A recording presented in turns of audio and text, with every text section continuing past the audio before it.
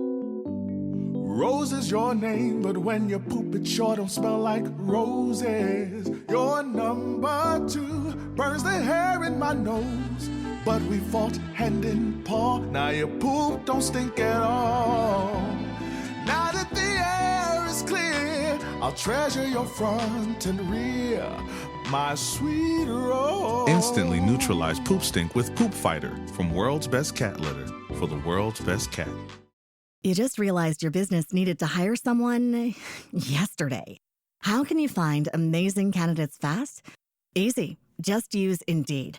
Stop struggling to get your job post seen on other job sites. With Indeed sponsored jobs, your post jumps to the top of the page for your relevant candidates, so you can reach the people you want faster. According to Indeed data, sponsored jobs posted directly on Indeed have 45% more applications than non-sponsored jobs. Don't wait any longer. Speed up your hiring right now with Indeed. And listeners of this show will get a $75 sponsored job credit to get your jobs more visibility at Indeed.com/kidsandfamily. Just go to Indeed.com/kidsandfamily right now and support our show by saying you heard about Indeed on this podcast. Terms and conditions apply. Hiring? Indeed is all you need. Are you ready to learn the 3 secrets to launching a successful podcast? Hi, I'm Bill, a recent client of the Podcast Mogul. If you've been thinking about starting a podcast but aren't sure where to begin, he's got you covered. He is hosting a free webinar where he will share the 3 secrets that can help you launch, grow, and monetize your podcast without any fancy equipment or technical headaches.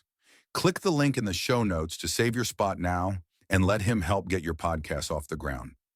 Hey entrepreneurs, it's your podcast mogul Phil Better here. I am excited for this episode as I know you are. Before we jump into this episode, I'm going to ask you if you are also a podcaster and you're looking to grow your podcast or monetize your podcast, make sure you stay till the end of the episode. I have a special deal for you, or a special offer, if you will. But ladies and gentlemen, without further ado, let's jump into the episode.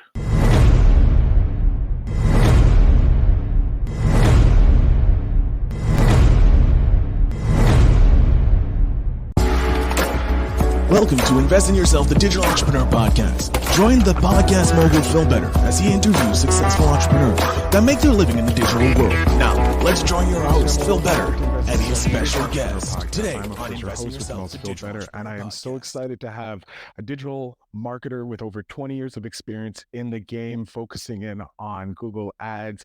Ladies and gentlemen, please welcome Joe Balestrino to the show. Joe, thank you so much for being here. Thanks for having me, Phil. I appreciate it. So I'm just going to jump right into it. Joe, how did you get started in the world of entrepreneurship? Like what lit your fire? Well, I always wanted to do something and I never knew what it was. So I'm an old dude by my kid's standards. And so when I was growing up, the internet was just coming around, right? So I'm Gen X. And, when the internet came around, I would go to the local library because, back then most people couldn't afford a computer. And so I would go to the local library and I would just mess around on the internet to kind of find out what it's all about, what you can do on it.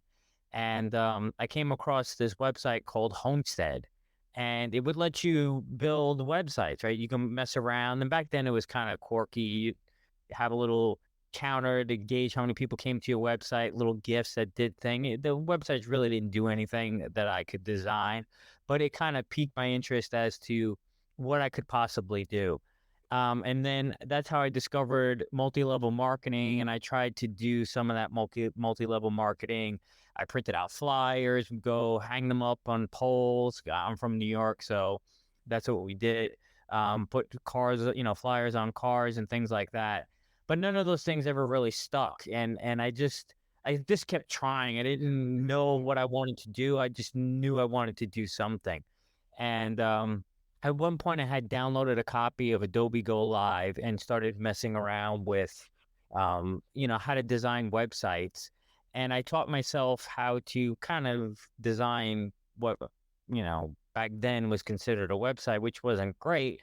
but everything was new. So Google was new. It was easy to rank. I was getting clients coming to me for web design, and they started asking me, how did you rank for affordable web design? And I really didn't know what that was. I didn't. It wasn't a concept to me, and that's when I started to discover what SEO was, and then that kind of put me on the path of what I still do today, which is SEO and paid search, and that kind of pulled me off the path of web design and focused more on online marketing. So this transition from designing websites, which we were doing before, to be handling the ad spend for businesses, was that something you were easily able to do? Like it wasn't a hard transition for you? Like you were just like, oh, the skills are similar? No, none of the schools, not even close. And it was hard because back then everything was new. So now you have YouTube and you have all these resources. Everybody's doing courses and all this stuff. Back then you didn't have any of that. And so when it came to web design, one thing that I learned early on was it's great to have a website, but if you can't market the website, and it's funny because it's still the same today, people will come to me and say, "Hey, Joe, I got this website, but I don't know how to get traffic to it." And they don't. Most people don't budget for marketing. Like they get an idea, they want to do a business, and the first step is website. But then they don't think about what's supposed to come after the website. They just focus on the website. And so I moved away from web design and worked more on the marketing side because it was one thing to help people design a website and build it for, to have the SEO, but helping those who just created a website actually drive business to the website was probably the more challenging part. And it goes hand in hand with web design. Like if back then we had Flash. So Flash was, how some websites were designed. High-end websites were designed on Flash, but Flash was essentially a big movie. So people would come to me and say, "Hey, Joe, I just spent $20,000 on a Flash website. Can you optimize it for search?" And the answer would be no, because Google can't read what's in that video file. You would have to break it up into HTML elements, and the developer didn't know that. And so it would cost the business owner more money to break that newly designed site up into two elements. And so that's when I decided to go into marketing, and I started a whole business which wasn't intentional, where I had a podcast, I had a forum, and I wrote blog posts to where I was educating people on what to do before, during, after they had their website built, so that they were positioning themselves the best they could to generate business. I like that. You ended up helping a lot more because a lot of people, everybody knows a website is the most important thing to a business. Like having a website, having a presence online is so important, but it is the back end. Like, yes, it can be all pretty, but if you don't rank in Google, you don't use those services, no one's going to find your pretty website. No one's going to find it. So I do remember the era of the Flash website. Dial-up modems were not fun. But what is one of the biggest situations you see when clients come to you looking to start ranking using Google AdWords and that? I think the biggest challenge is a lot of people have the perception that they want to test with a small budget, thinking if they can make a little bit of money, produce lots of money, then they'll spend more money. But the issue is, if somebody will come to me and say, "I want to spend $50 a day," but they have 200 keywords, it's never going to happen, because that little bit of budget has to stretch across all of these keywords. And so think about it. You run ads today, depending on what the cost per click is, you may only get 2 or 3 clicks. And those 2 or 3 clicks against 100 keywords, let's say, some keywords will get clicked today, some keywords will get clicked tomorrow, maybe a different set the next day, the different set the next day. And the whole point of Google Ads is to determine which keywords are producing leads, spend more money on them, and then stop spending money on the keywords that don't. But when you're limited by budget, not only do your ads not show all the time because you're running out of budget before it gets in front of enough people, but there's so many different keywords that things are getting, different keywords are getting clicked. And so you're not collecting that data. And so what'll happen is at the end of 30 days, 60 days, it's not uncommon for people to say, well, Google Ads doesn't work. And it's because you didn't take a reasonable amount of keywords or a reasonable size budget and put the money, time and effort in. And a lot of people don't research exactly how much money they need to invest because it's an afterthought. It's, oh, I'm going to do SEO, but SEO is going to take a long time. But the thing with SEO is, and it's the same as it was 20 years ago. Back then, people would say, Joe, I want you to rank my website. And we would rank them. And then the next issue would be, well, I rank number one for my keywords, but I'm not generating any business. And if you run Google Ads, you'll realize very quickly that even if you advertise on 10 or 15 keywords, they probably generate about 100 different searches, a day that are relevant to the keywords that you're targeting. And not all of them are going to produce business. So assuming you know what keywords are going to, you should rank for, if you look at the Google Ad Guide, you realize that maybe those keywords that you thought would drive you business actually don't.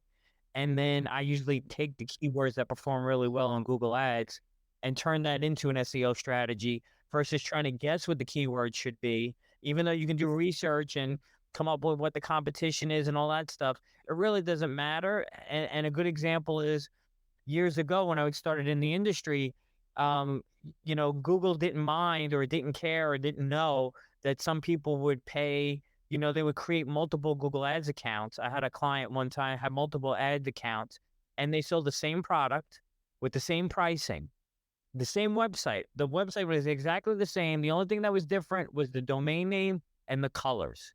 So everything else was the same, but the red site did better on certain keywords than the blue site. And the blue site did better on certain keywords than the green site. And so you can't just go by what you think. I let the data guide me in Google Ads, find out what keywords do really well, and then say, okay, these keywords are generating sales. How can I use this data to create an SEO strategy versus spending 6, 12, 18 months trying to rank for a keyword that we later find out that, this doesn't generate business. So your advice to people who are to entrepreneurs when they're starting is to look for the keywords that bring in money instead of just looking to rank number one on Google. Yeah, because some people, if you do, like cleaning services, you may assume that cleaning services is the keyword that you should rank for, but maybe it's maid services, maybe it's cleaning company. It could be any keywords. There's so many different ways people search, but when people do SEO, they usually go after the keywords that are the most competitive or they think are going to drive the most business. But more competitive just means it's going to take you longer to get there. And if it takes you all this time to get there and it's not the right keyword, then you spend all this money and effort to rank for a keyword that doesn't bring business. But with Google Ads, you can find out relatively quickly what keywords are driving business and then work on the SEO because now you don't have to guess. Now you have data that says that this was what generates business for you. A great shortcut for any business to figure out what their SEO strategy. Would you say, let's say a new business just starting out, what kind of budget would you say versus the number of keywords they want to rank for? Like, how would you say, like 10 keywords a try? It's a loaded question. Like every industry is different. So if you have a lawyer who works, so if a crane falls in New York City, right, and somebody needs to call an attorney, that if that attorney gets that call and he gets that client, it could be millions of dollars. And so competing to get in front of that keyword is going to cost way more than somebody who's offering a cleaning service because the price point is cheaper. The amount of money that are going to make is cheaper. So it's all in relation to what it is that you do and how much you stand to make. If you sell real estate and the average you make on a home is $15,000, you can't expect to spend $20 a day to make that $15,000. So it's all in relation. But one thing I can say is if you whatever you do, if you're an SEO or you're a plumber or electrician, or let's take home remodeling. If you do home remodeling is what you do as a whole, but you may do kitchen remodeling and bathroom remodeling.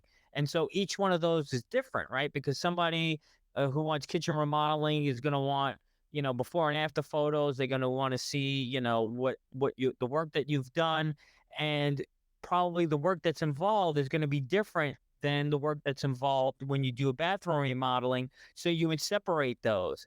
And so if you're on limited budget, instead of trying to advertise, home remodeling, kitchen remodeling, bathroom remodeling, you focus on either the type of work you want the most of, either because you enjoy it or because it generates more income for you. Then I would focus money on that one area, fine tune it until you're profitable and you're making money, and then move over to something else. Because a lot of times what people do is when they make the most money, that's when you should take extra money, and test something and try something else.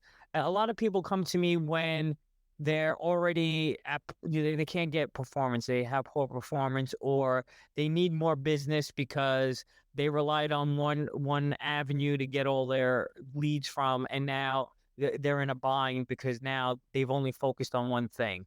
So, my advice would be to, focus on one thing as far as ads, but as far as your marketing, you should be having your hands in as many different channels as possible, because if one dries up, or, if you're relying on SEO and then you get hit with a penalty, or there's a technical error and your site gets delisted for some reason, you're not just relying on that one source. You have other sources that drive leads from. Great piece of advice. I would like to know, do you have a memory, either how being a digital entrepreneur has been giving you been able to help you reach a goal that you've always wanted to have, or maybe a goal that you were able to help a client with? I mean, digital marketing allows me to work from home, right? I started out running an agency. I sold it.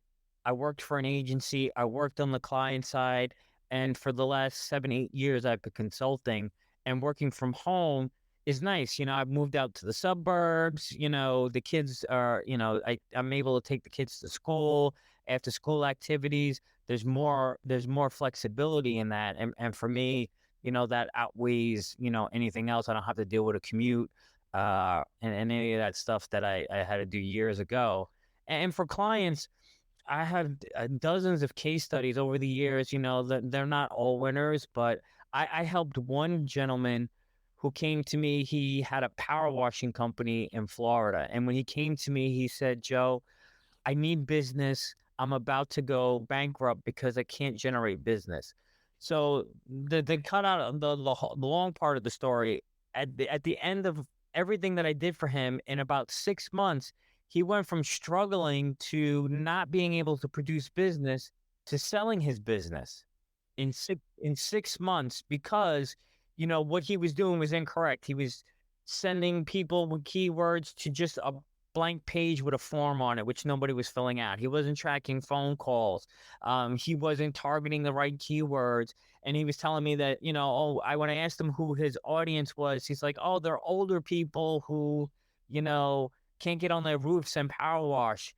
And when I started looking at the data, he was partially right. When I listened to the phone calls, it wasn't the older people that were calling. It was the children of the older people. So the children were calling for the parents. And so while on his perspective, it was older people he was servicing, but it was the younger people who were calling. So I was able to adjust where we spent the money to focus in on the younger generation and spend less on the older generation, because they were costing more, because most likely, most of the time, they weren't the ones that were calling. And so he was able to turn around and sell his business after just 6 months. Oh, that's a friggin' awesome case study, and how you understand, and it showcases like the people who are taking your products or services may not be the ones who are initially looking for you online. Like in this case, yeah, he was servicing older family members, but they may not be the ones jumping at it. I love how you got to look at the second layer, see if there was a second layer to the situation. Um, we're coming up to the spark question of the show by Seek Discomfort. So today's spark question, which is to spark conversation between strangers because they're just friends you haven't met yet, is: have you ever spent a day without your phone? And if yes, how did it feel?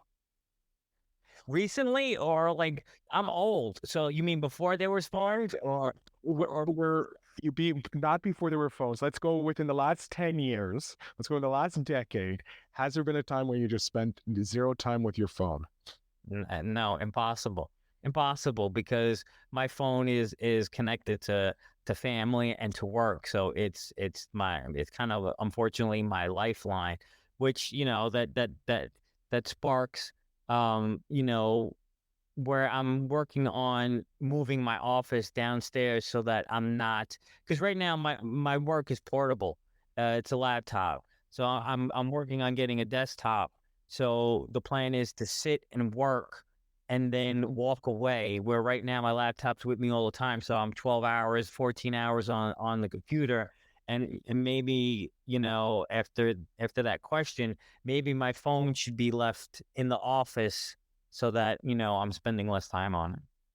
Ooh, maybe a change is coming, folks, on the show.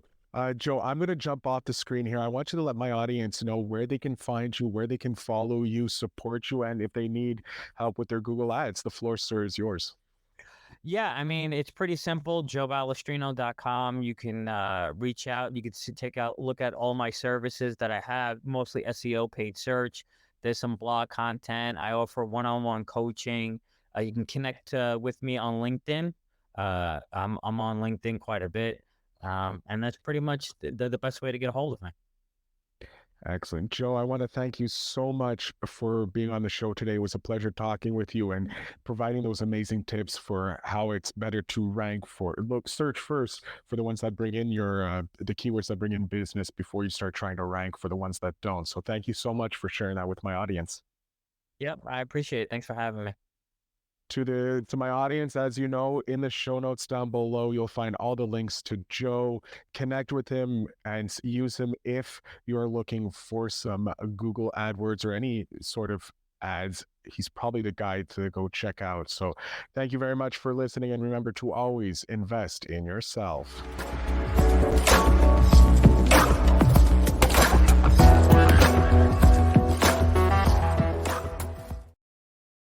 Hey, digital entrepreneurs, thank you so much for listening to this episode. I hope you guys have enjoyed it.